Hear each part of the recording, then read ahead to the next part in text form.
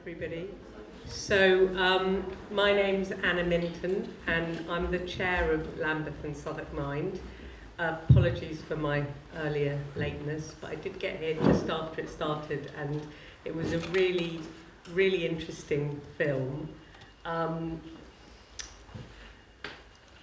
I've just got this blurb here. I was supposed to be reading this out, you see, before the film, but now I'm going to be reading it out after the film. Last year, we had an event which was Can Psychoanalysis Treat Psychosis to mark the launch of the Lambeth and Southwark Mind branch of the Psychosis Therapy Project, which Dorothy is leading on and Barry is also a big part of. So we followed it up this year with this screening of Mad to Be Normal, and we've now got a Q&A with two legends of the anti-psychiatry movement who were actually there, which is pretty amazing, I think, if you know, seeing as the experience we've just all had of seeing the film. And I know what I want to really, really know, which is, was it like that? To what extent was it like that? Was Ronnie like that? And yes, just a real privilege to be here with two people who worked so closely with, my blurb here says Ronnie, but I'm just going to call him R.D. Laing, for over 3 decades. And that's Haya Oakley and Paul Zeal. Haya is a psychoanalyst, member of the Guild of Psychotherapists, the Site for Contemporary Psychoanalysis, and the College of Psychoanalysts and Analysts, as well as an honorary fellow of UKCP. She was a member of the Philadelphia Association, where she worked with R.D. Laing for nearly 30 years. For 7 years, she and Paul Zeal worked as house therapists to the Archway community, where many of the residents of Kingsley Hall moved when the lease ran out. And Haya just told me that actually the film was incorrect when it said at the end, Kingsley Hall shut down in 1970 and the experiment was never repeated. Haya says, the residents moved to the Archway community where they continued to work with Haya and Paul. She's a supervisor of our Psychosis Therapy Project and teaches on a variety of trainings. Her paper on life in the Antipsychiatry fast lane was published in the BJP in 2017. Paul Zeal, who I believe is portrayed in the film, possibly inaccurately. No, he's not portrayed in the film. Is a psychoanalytic psychotherapist. Oh, no. This is the important bit that he gave me. Paul Zeal lived in Kingsley House for 14 months. Kingsley Hall. Sorry. Paul Zeal lived in Kingsley Hall for 14 months from June 1966.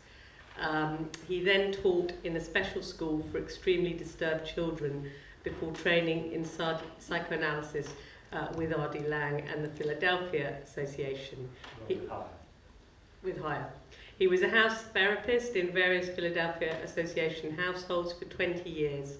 After chairing senior positions in the Philadelphia Association, he chaired the Sevenside Institute for Psychotherapy, and he's a founder member of the Site for Contemporary Psychoanalysis and a teacher and practitioner of Qi, Jung and Tai Chi. He is also a founder member of the Climate Psychology Alliance. He has taught, supervised and practiced psychoanalysis and phenomenology for more than 40 years. With his wife Carol, he co-facilitates systemic family and nature constellation workshops at least once a term in southeast Dartmoor, where they live. And Barry Watt, who is I think, psychotherapist and psychoanalyst and psychotherapist and member of the Site for Contemporary Psychoanalysis. He's a senior psychotherapist at the Psychosis Therapy Project and a senior psychotherapist at St Mungo's Community Housing Association. So we're going to go into a Q&A, which Barry's going to chair. I was just wondering if before that perhaps Paul and Haya might just give a brief introduction to themselves and maybe respond to the film. And then the last thing I'm going to do is I'm just very briefly going to tell you something about the Psychosis Therapy Project, because that, I think, in many ways is the continuation of a lot of these ideas in London today. So the Psychosis Therapy Project is a specialist psychotherapy service for people who experience psychosis. It works in the community with people who are socially and economically excluded and receive very little support besides medication. The service offers long-term psychotherapy that substantially improves the well-being of highly vulnerable and isolated individuals and effectively reduces the risk of hospitalisation and suicide. As such, it is a unique service in the UK context. Thanks to Lambeth and Southwark Mind, the Psychosis Therapy Project is expanding in South London, and tonight's event is a fundraiser for Lambeth and Southwark Mind's psychosis service. And I mean, out of all the work that we do at Lambeth and Southwark Mind, I think this is one of the most important projects. And, you know, I know that everyone there is really delighted that we have now got funding for this project for the next 3 years. And, you know, it's something that I'm really glad that we are able to promote, especially in the current climate.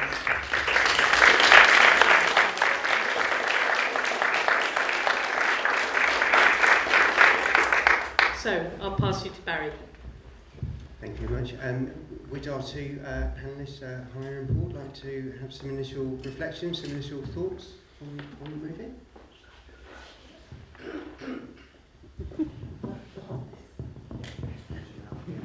Can you hear? I'll start with a statement at the end of the film which says that the experiment came to an end.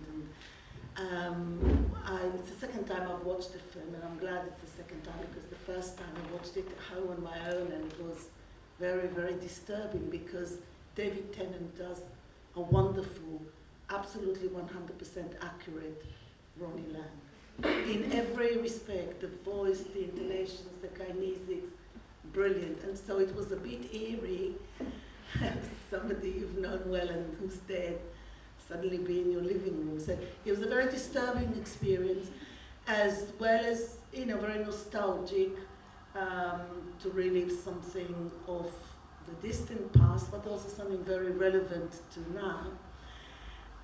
And when I saw the statement, because I think you and me and many of us were actually interviewed by Bob Mullan, who wrote, he was Ronnie's biographer, well, he was Ronnie's biographer, and so many of us were interviewed by Bob Mullan at the time that he was writing the book on which the film is based. So at that time, not just Paul and myself were actually working, running the continuation of what had been the Kingsley Hall experiment, but the Arbors Association, who was created by a couple of people who I think feature as the therapists, like Morty Schatzman and Joe Beck. I think they are the ones who feature as the doctors. But they went and set up a separate organization. Who are they? I think that the doctors, there are the two doctors there. There's one called Paul, which isn't Paul. Paul Zeller is not me. But anyhow, yes, so they set up the Arbors Association, which has been running therapeutic communities, but the Philadelphia, the people, simply the experiment did not come to an end. Ronnie and Utah did move out, but I think it was before Adam was born, because I think Adam was born down the road from me. He was born at home, not That's exactly. that is fiction. The baby was not born at Kingsley Hall.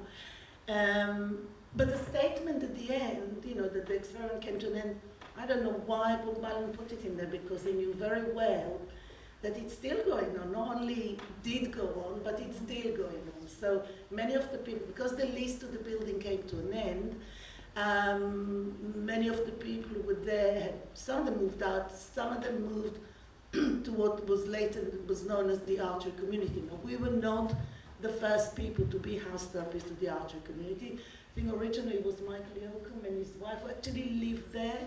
They lived in the house that the people moved into. And actually they did have a child in one of the houses.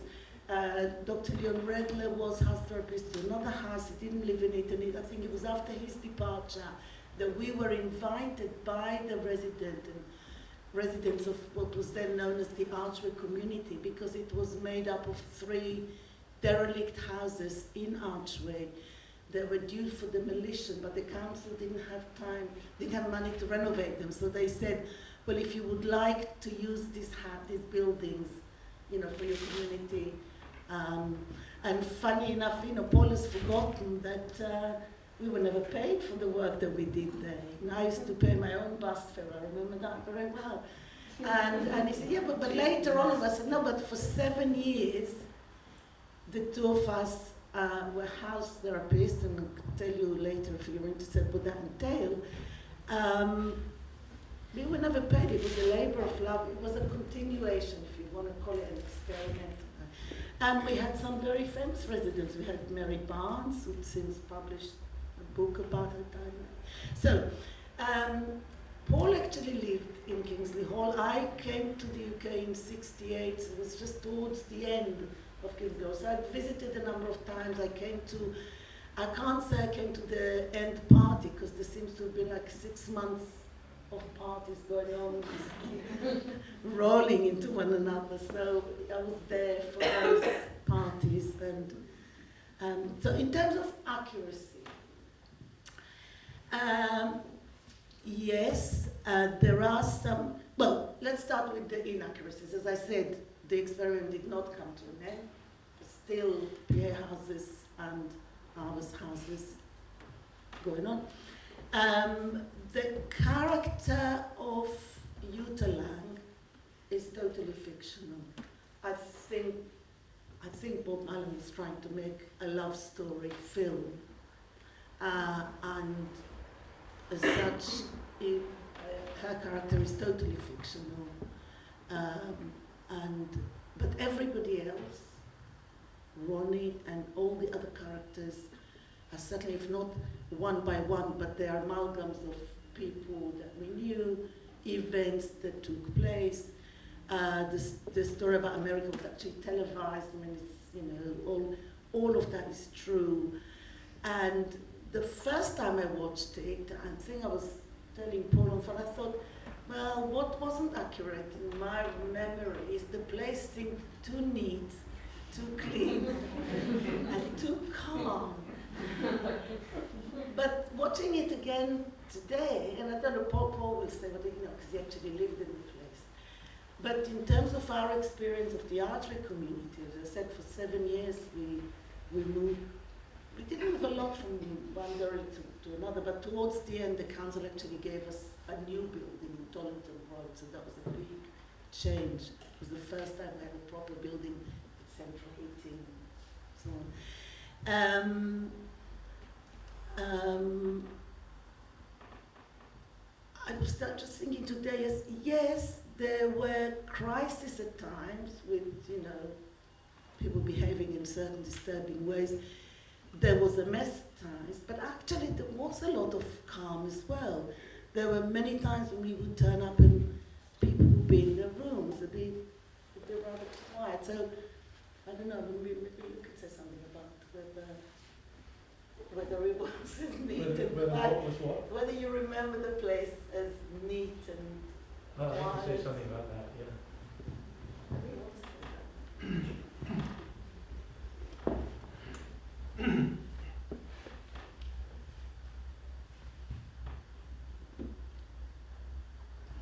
I suppose for me it's a question of how far to go. Bob Mullan did ask me to contribute to his book, but I wasn't ready to. The reason for that is that my debt to Ronnie Laing is immeasurable, but the involvement with him ended with extreme violence and difficulty. And I've never been prepared to talk about that, and I don't want to. But what I do want to say is that that is how things ended, in order to be able to speak truthfully without eulogizing and idealizing him about what happened before. It's not for 30 years that I was involved with him. It was 15. It was from 1966 to 1981. Things came to a sudden end. A couple of years later, he resigned from the Philadelphia Association, and I'm happy to say that, I'm very happy to say that his life ended quietly. He was no longer drinking, and he had a good last year in Austria with his then partner, Marguerite. There's a scene in the film where he's at his desk and a shadowy figure comes up outside somewhat frosted looking glass, and he's writing, and he shoos the person away and they fade away. That actually is a very poignant moment, because for all the brawling, drinking and general air of excess, Laing during those years was writing The Politics of Experience, The Bird of Paradise, The Politics of the Family. He did go to the States and give 5 lectures at the William Alanson White Institute, which is the foundational place, with Eric Fromm for relational psychoanalysis. He was a friend and colleague of Gregory Bateson, who did come over and give seminars to us in the PA. And he was a very disciplined man. He would be drinking with the best of us and with whatever until maybe 2 or 3 in the morning. He would then put on his suit and his tie, and he'd go off to his psychoanalytic practice in Wimpole Street. During the 14 months that I was there, he exercised an extraordinary charisma in which he drew people into himself. I was 16 years younger and not of the same brilliance, that's for sure. And I suppose when I look back that I was vulnerable to identifying with the aggressor deferentially in order to avoid direct conflict with him. However, with the help of that identification, I was able to be a threshold figure there. I was sane enough to manage the front door and crazy enough to be living there. I'd completed my training at the Institute of Education, so I was a fully fledged teacher. But what drew me to be there? Well, when I was at Bristol University, nothing was right, absolutely nothing. And yes, I edited the university magazine, and I had 2 friends who had breakdowns. They went psychotic.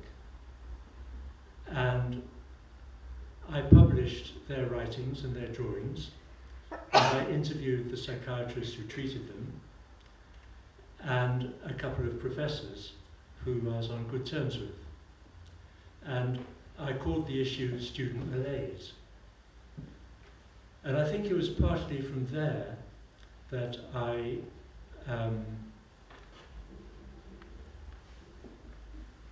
took further risks. I'm going to be extremely personal for a moment, and I've never told this story before like this.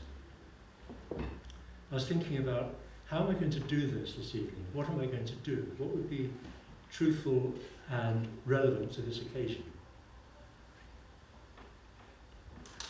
I had a charmed and successful school career, but like many young people in their late teens, particularly males it seems, I had something of a breakdown when I was at university. And this put me into dire straits with my father, who had a very different temperament to me, much more materialistic and much more organised, whereas I was rather dreamy.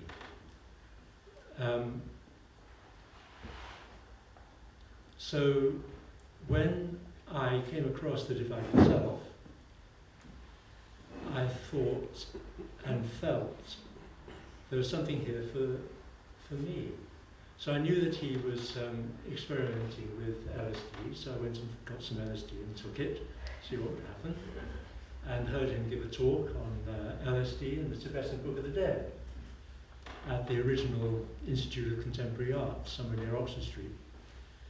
And I went up and asked him if I could be of any use to any project he had. So he invited me to meet him, and I did. We bumped along the passageway in his consulting room suite in Wimpole Street, and he referred me to Kingsley Hall. One of the curious things about this film is the strange amalgam of stories and names. There was indeed someone called Sydney who did have that traumatic background. But as I understand it, he was an analytic patient of Lang's, and in the course of the analysis, he got flashbacks and began to search out newspapers in the area of London where he had been brought up, and discovered that his father had killed his mother and dismembered her body. The Sydney in the film was partly based on that, but was also completely unrealistic. Sydney, in reality, knew where the moon was and what the moon was made of, and was a very senior social worker and very well organised, and probably the key person to Kingsley Hall maintaining itself. I lived there, and while I was there, my parents pitched up. Well, I wasn't there. I was in Portobello Road Market. They didn't tell me they were going to pitch up.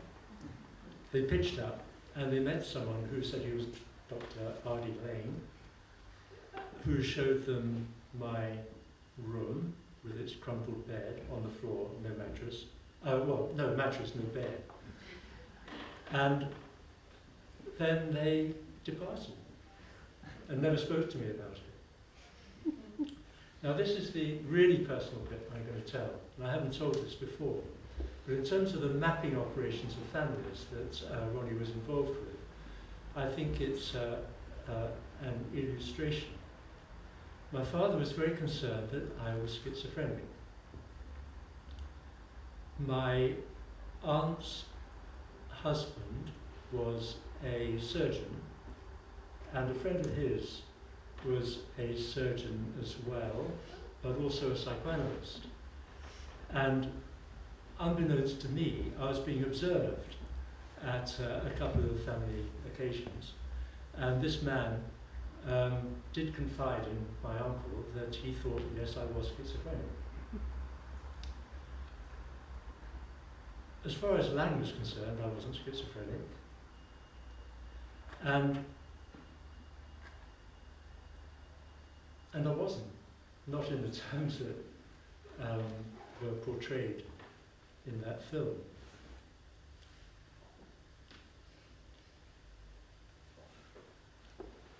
But my father had a sister, my Aunt Betty, and she was a diagnosed schizophrenic. My father actually committed her to hospital because his parents couldn't bear to. No one knew what to do with her. She was trying to light fires down the lane where we lived, saying that by Christmas morning to my parents that their children would be dead. She died in a mental hospital. But the point of my telling this story is that she has a place in my family history. She's not to be excluded. It's important to me, it's important to her, it's important to my family that her place is named and identified and not hidden. And I think one of the virtues of Ronnie's pursuit of truth was that the truth was named, whatever the truth was, as in the scene with his daughter Susie. And his courage in standing out for truth got him into a lot of trouble. I've nearly finished in what I want to say. What I want to say is that the film, for me, accurately portrayed the Glaswegian drinker, the brawler, the provocateur, the intuitive, charismatic healer, on for taking risks. But it didn't show his erudition, his learning, his wide range of interests, and how up to the minute he was with latest developments in the reaches of psychology and science that were relevant to how he perceived his role in the world to be. And that for me is a key disappointment. I don't see how else it could be done without it being a very different film. And the last thing I want to say is that it's a rather odd thing that there is a Dr. Paul Zenner who's got as little hair as I have now. I can assure you I had a very full head of hair, a very 60s style head of hair. And I have to admit that I was close to Utah. I don't know what has gone on in the production of that bit of the film. I do remember driving her across London to their flat, having taken LSD, and it was amazing how quickly the lights changed. You really had to act quick to get through. But, you know, it was the 60s, and I do remember them. Thank you to both Paul and Haya for their incredible recollections. I mean, I feel it's a very daunting prospect to sit on a panel with two who were both there and have the incredible experience and, of course, lived biographical experience of having been there. And I want to open this up to questions from the floor, but just a reflection that I had from watching the film was that for all of Lang's, as he's much remembered as an existentialist now, and for having drawn on that tradition of thinking and responding to emotional distress, this notion of, you know, this very prevalent in sort of phenomenological and existential thinking about being thrown into the world, he was so alive to how we are in fact actually primordially thrown out of the world, and the response, the necessary response that we need to make to people to help them to find their own way, their own unique path back into the world, and whether he did that in the way of providing a place such as yourself, Paul, to be able to do that, or for many of the people that he took into treatment, I think is incredibly moving, and that really sort of comes out to me in the movie with all of its problems that you've drawn attention to. Shall we throw it out to the floor for some questions? Anybody who would like to respond to the movie or to ask our two panellists here any questions? And there's a roving mic, I think, going around now.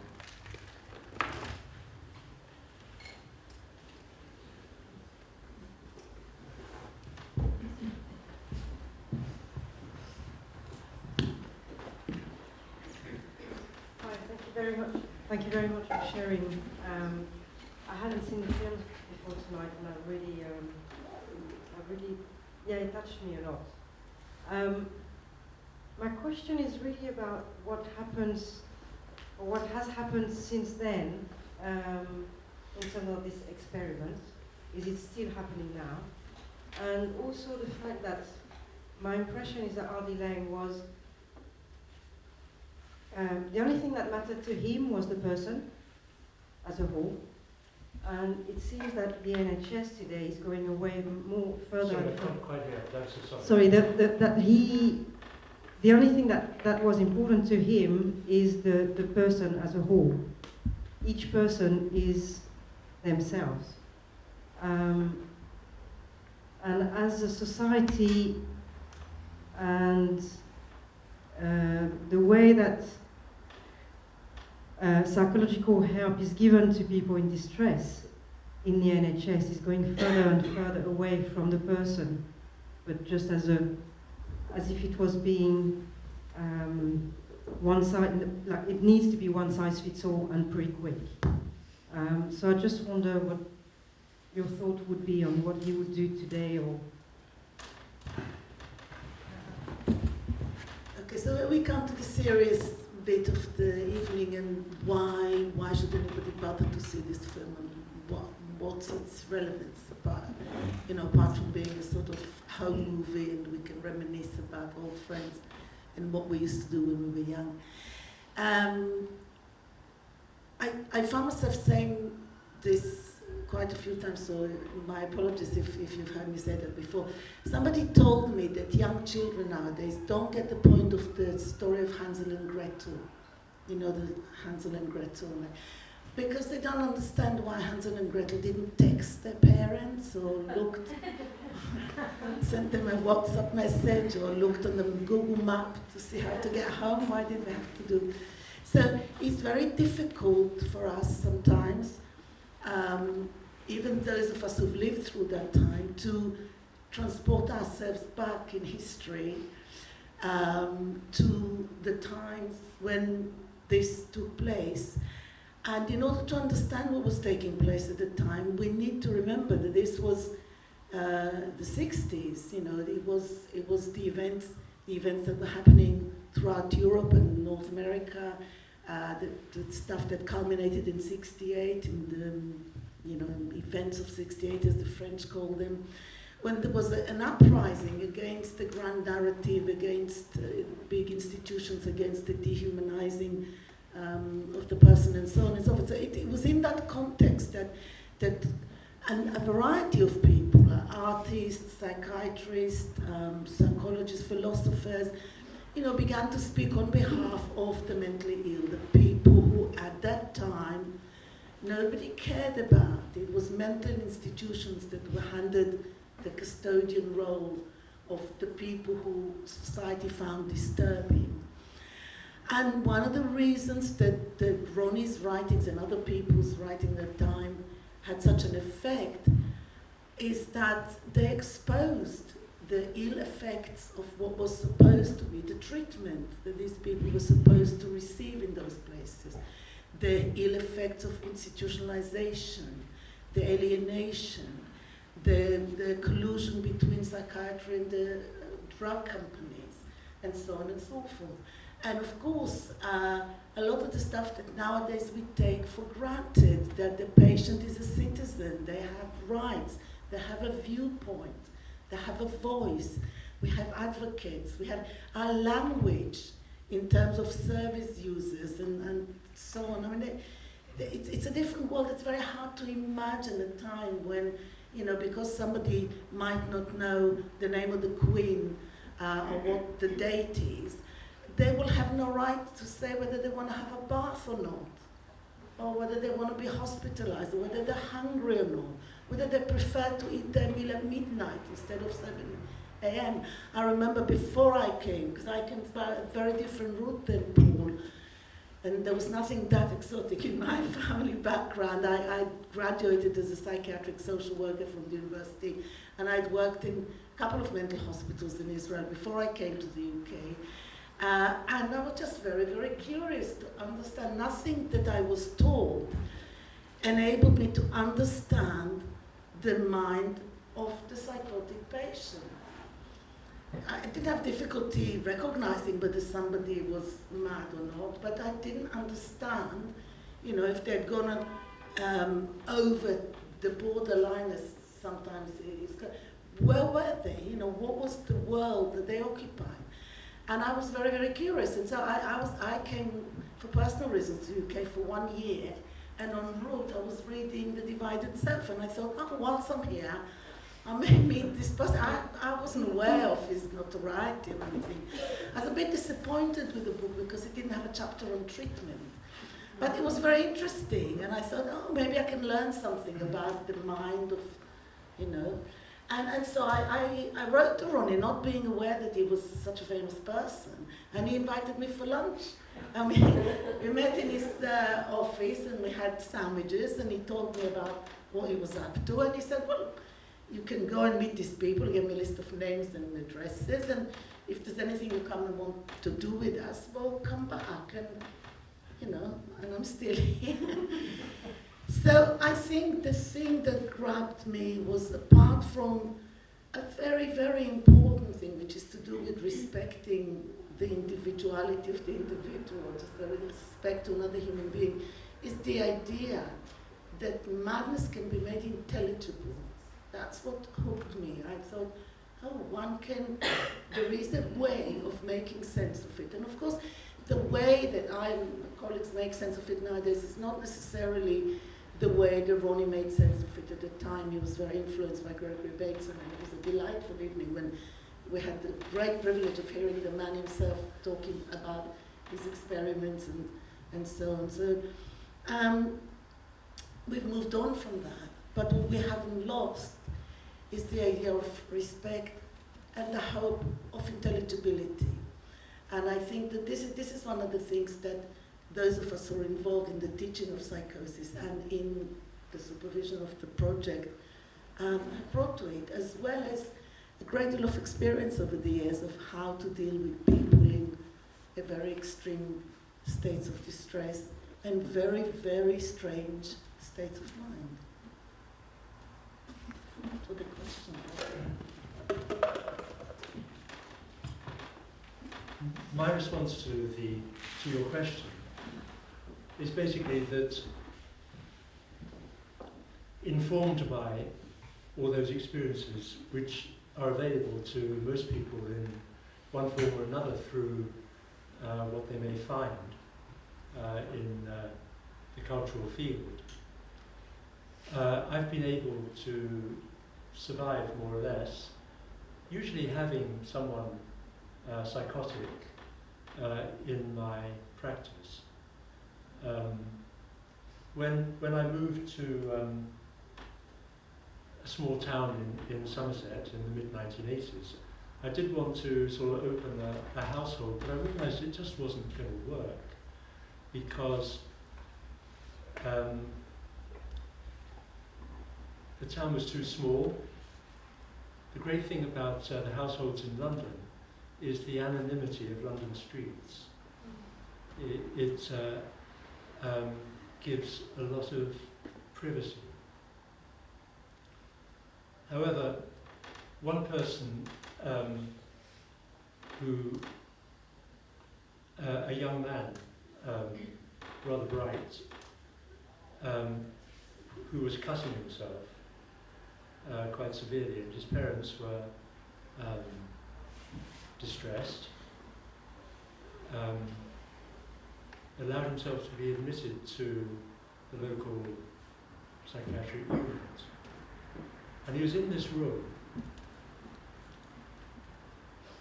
and he was by himself, and he was very disturbed by the fact that there was a peephole in the door, and that anyone from the outside could look in, and he couldn't cover that.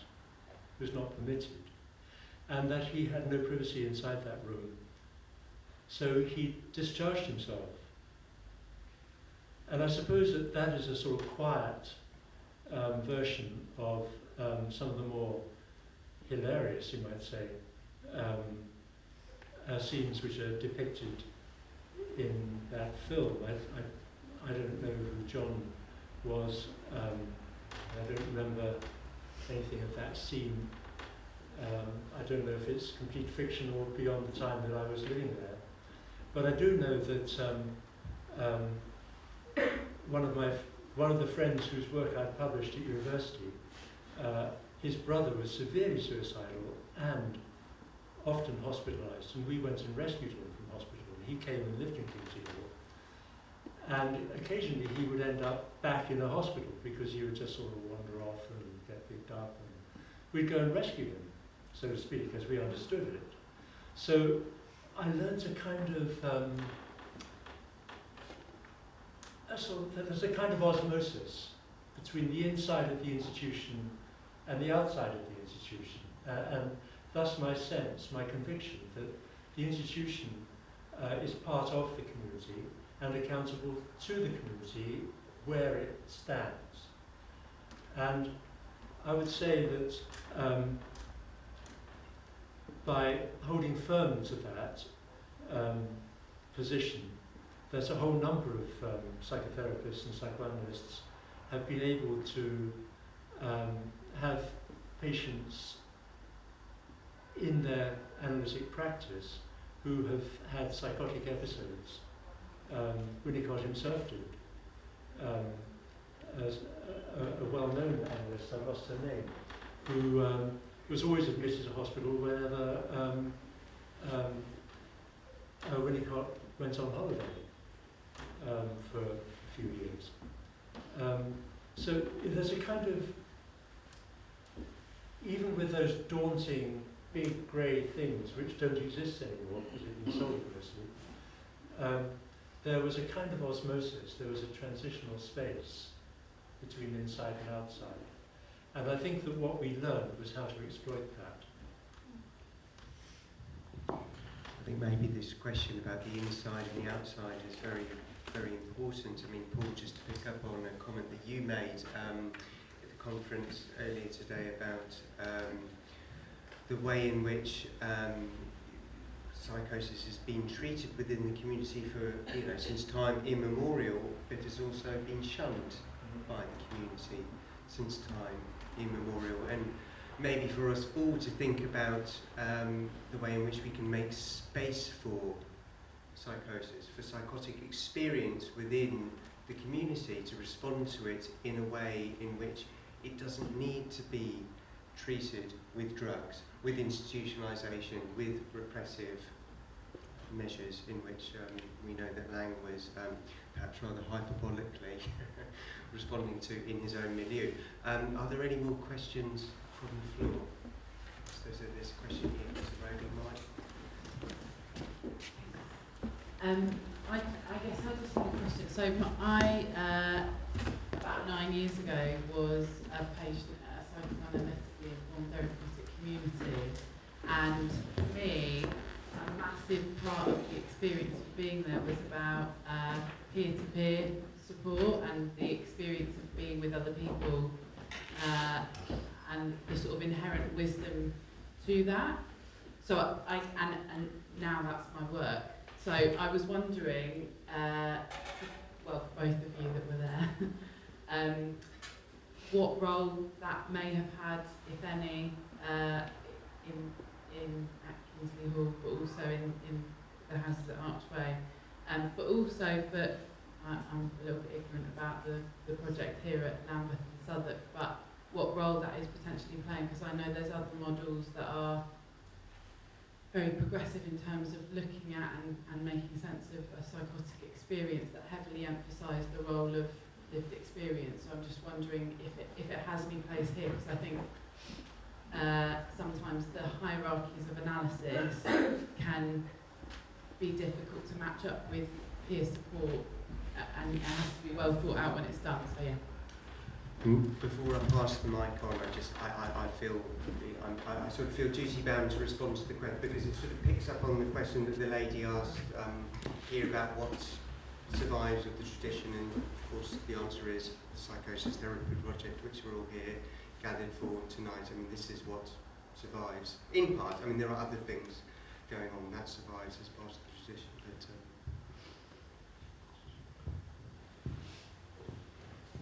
But, what exactly is are you asking? I want to make sure I've understood.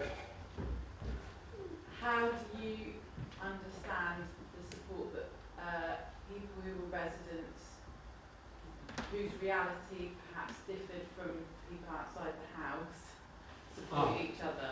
Okay. Well, I remember in one of the last houses that I was involved with, one in Sherland Road, amusingly, which is now where the Institute of Psychoanalysis is, in the same road,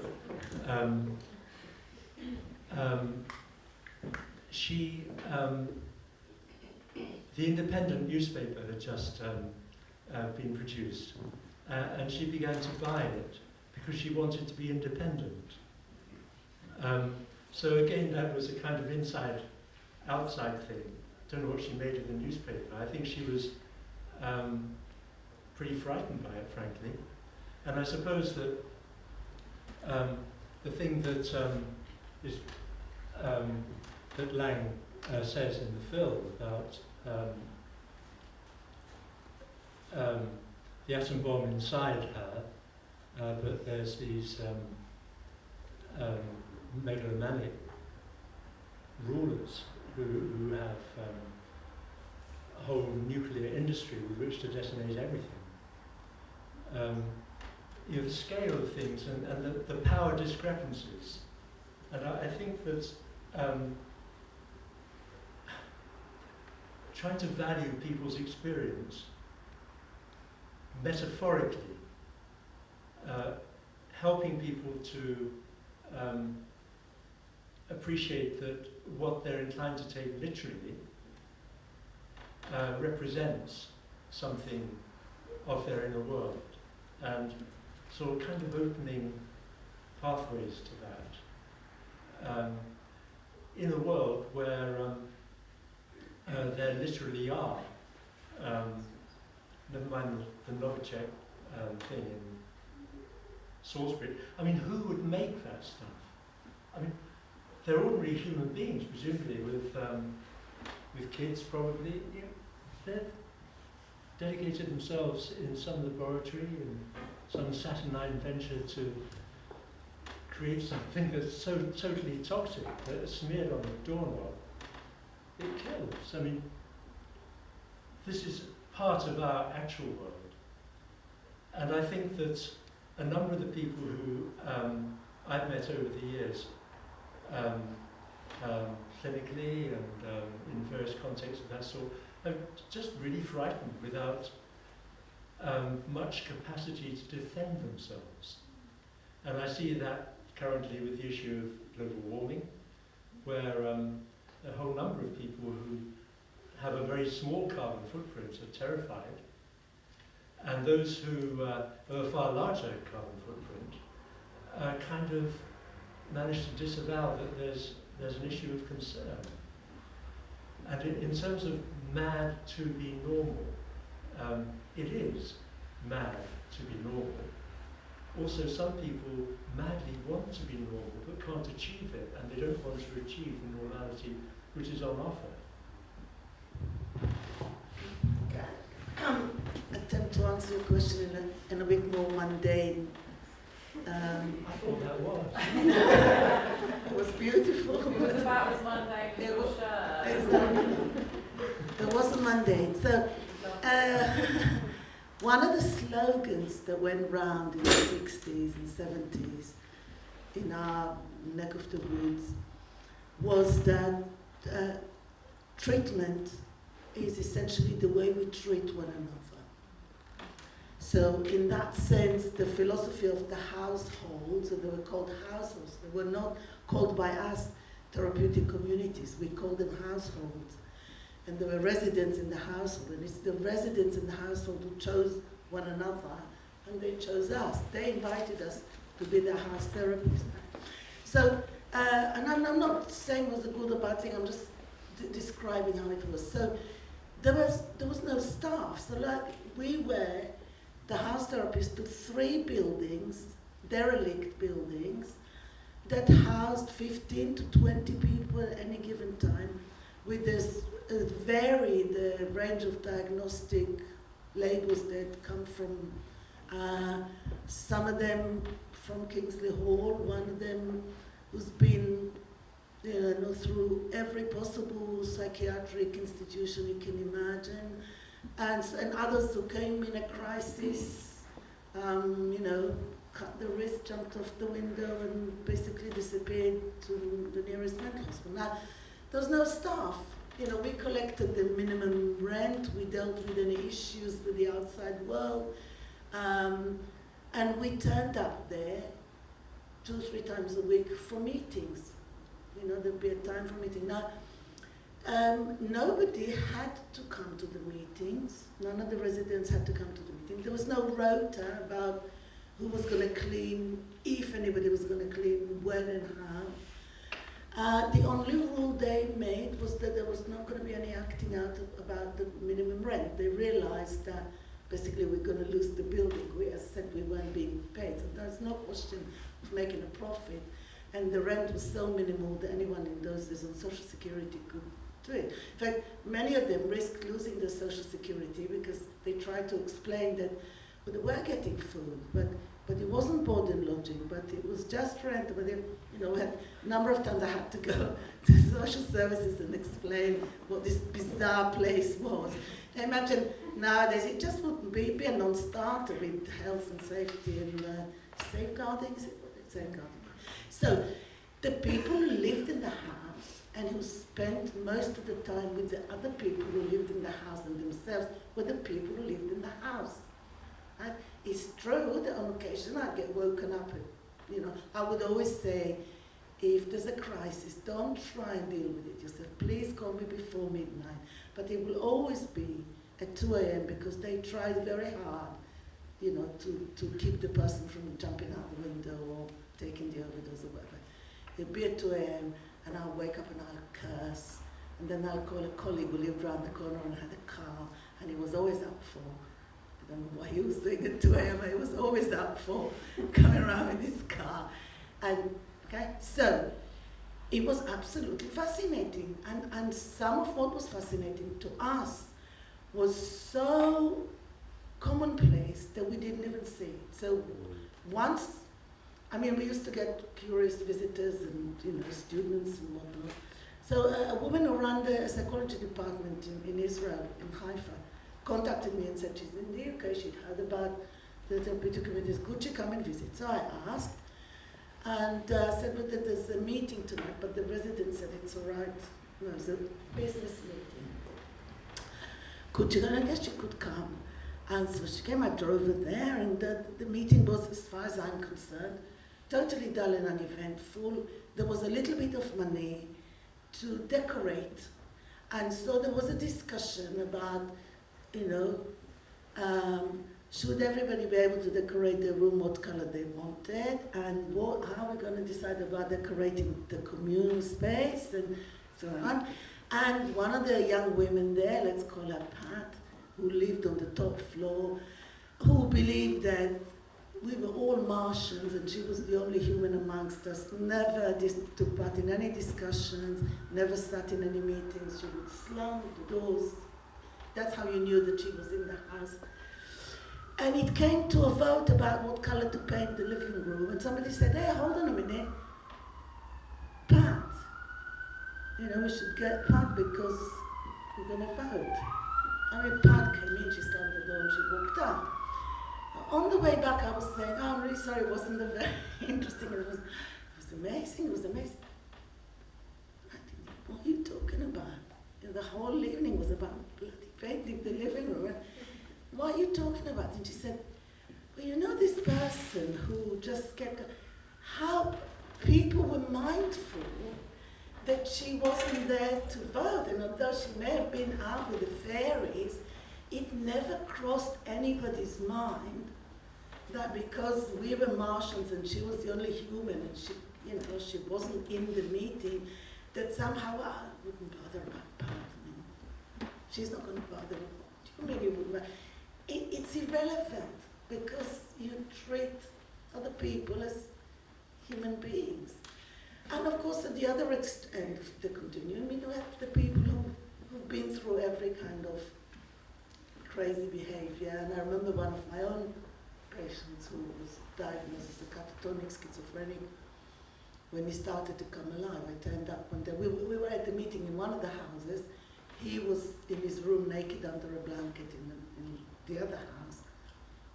Where's number 31 and 33, shaft 3 up. Shaft 3. So we were in number 31 and he was in his room number 30. And then somebody came running saying, quickly, crisis, and when is the building? And basically I came into the front door as his chest of drawers was bouncing down the stairs, and he was on top of the stairs naked, shouting, "God, everybody!" And of course, I was incredibly upset. I've never seen anything like this. So, we're not without nurses and injections dealing with their crisis. And the guy I mentioned earlier on was a veteran of, and survivor of Kingsley Hall, came to me, pushed me into the kitchen and said, "Haya, I think you should go home. I don't think you're any good to him now. Have a good night's rest. Tomorrow he's going to need you." It's absolutely true. I mean, it was better than any supervisor. It was just life experience. I was traumatized. I would have been absolutely no use. They'd seen it all. It was only bits of food on the floor, and somebody was going to have to sort of mop it up and say, "Go home." So I think in my answer, there wasn't a policy about,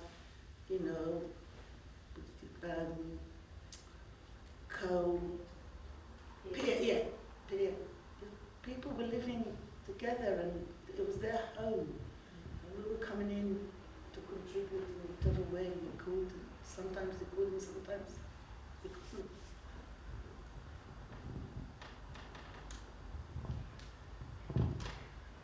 This is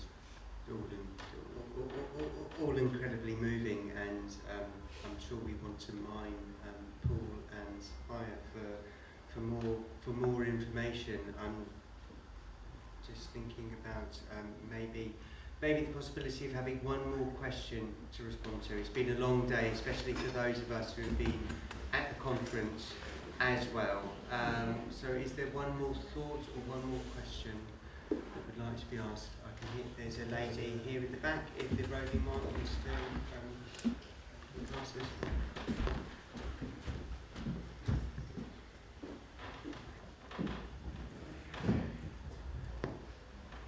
Hi, thanks. Maybe this sounds insensitive now after the story you just told about the peer support, but I just wondered, with the sort of therapeutic community where the therapist lives with the patients, and there's no difference hierarchically or whatever. I just wondered, what the limit is between your private life and your professional life, because when you train as a therapist, you learn so much about the boundaries and the importance of that. So I just wondered what the policy is in a therapeutic community where that boundary doesn't exist.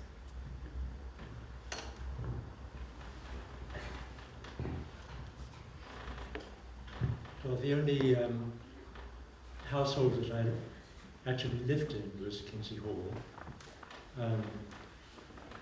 And I was too young to be a therapist.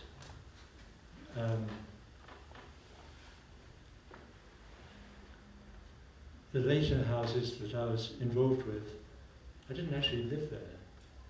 I never spent a night there. The late evenings, other than working, I never had a bed in any of them. One crazy year, or maybe two, I took a Christmas dinner round. I think I was between girlfriends or something like that.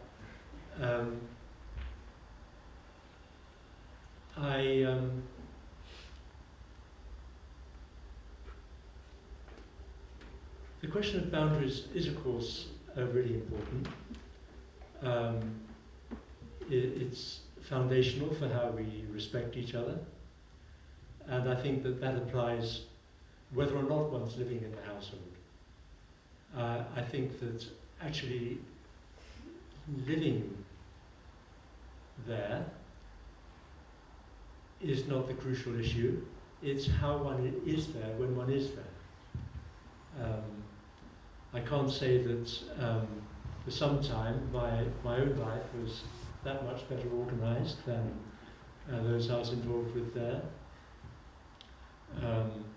Ronnie's at times certainly wasn't, and again, that's not the issue. The issue is how is one able to be there with people for them when one is in a position that is deemed to be one of care for them in some sense. Not in a patronising way, but as one who has achieved some sense of skillful means by which to navigate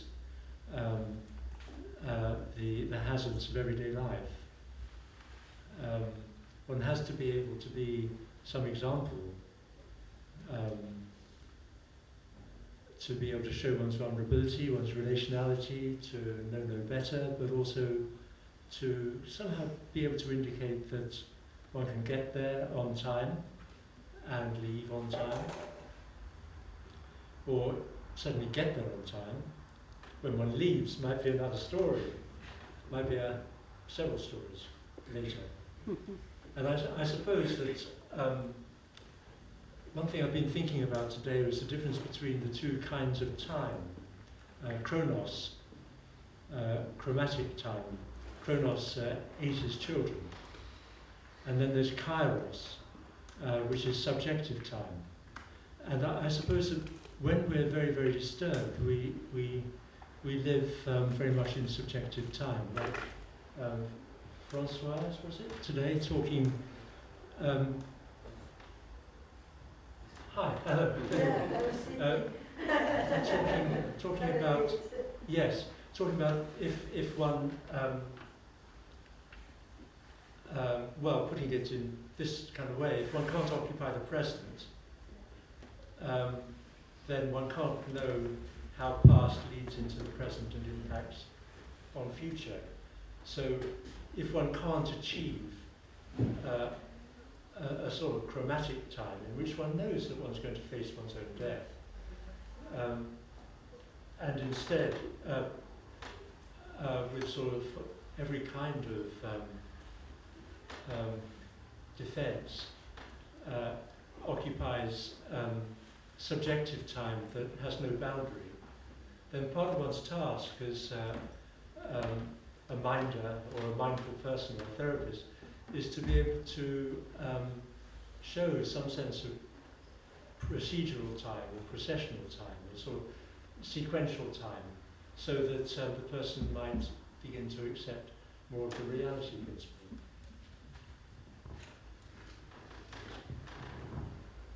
I don't know that I can add much more. I mean, I didn't live in any of the houses, but I was acutely aware of the fact that, as well as being house therapist, I almost always had at least one, sometimes two, and I think you might have done as well, individual patients who lived in the house. But they would have been psychotic patients, as I mentioned before, the chronic schizophrenic diagnosis, and one or two others. So not only was I there in a professional capacity, but I was aware of a multiplicity of transferences and you know, multiplicity of professional boundaries, which had to be embodied. And I think I wrote about it in the book that the PA published 20 years, the PA many years ago. I think I wrote about that, about the embodiment of the boundaries. Basically, you take them with you and you have to be mindful of them. But also I think that when you work particularly with people who diagnose or experience psychosis, you're working in a very different boundary framework, you know, and it's easy to cross the threshold, but it's also very important to be very mindful of it. I mean, the image that keeps coming to my mind is I went to see a patient in one of the other houses. I wasn't a therapist too. She'd gone in there when she was going through the manic psychotic phase. And the people in the house were taking turns of keeping her in her room, because every time she came out of her room, she would flail about and break things and knock things over. So on one of my visits, when I came, I was told that she'd been hitting people who'd been spending time in the room with her. When I walked in, she said she was very manic. So she sat her lunch, she sort of went towards me, flailing her arms in a way that I thought she was going to hit me. So I'm going to have to put this down. So I just grabbed hold of her arms as she came towards me. And she stopped in her tracks and she looked down at her forearms and she said to me, "Is this psychoanalysis?" And I said, "No, it's self-defense." And that was it, you know. And I thought, yeah. You know, and so that sort of thing will happen when you work with people who move in a different space. And you have to move with it, otherwise it's far too disturbing and not possible to do. Now, I'm very, very aware that we had the enormous privilege, although at times we thought we were just omnipotent and completely crazy, but we also had the enormous privilege of not learning our trade in the era of safeguarding. And we didn't have, our paramount thinking wasn't, you know, are we breaking some rule? Should we be telling somebody watching us? You know, the people who were watching us are the people who were with us in the same, I mean, there were people from outside who were very critical of what we were doing. But the people, well, in other words, you need a network of people who believe in what you do in order to be able to do it. I think, as they say, it takes a village to raise a child. It takes a network, a community, a group of people who understand what you're doing to be able to do that. And it's nigh on impossible in times of safeguarding.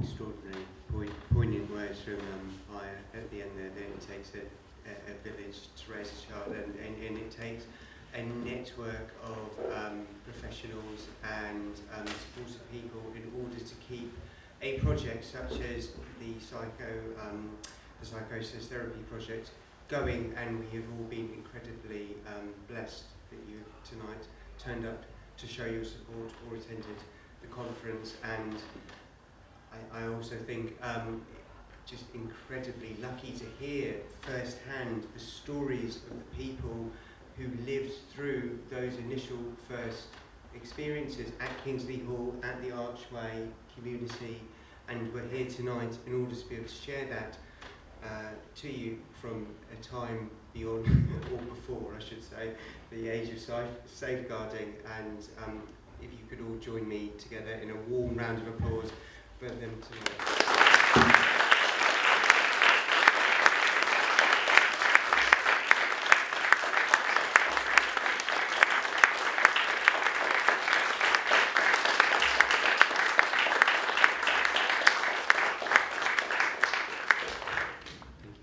Thank you, Barry, very much for your sharing, and thank you everyone for listening and asking. Much appreciated.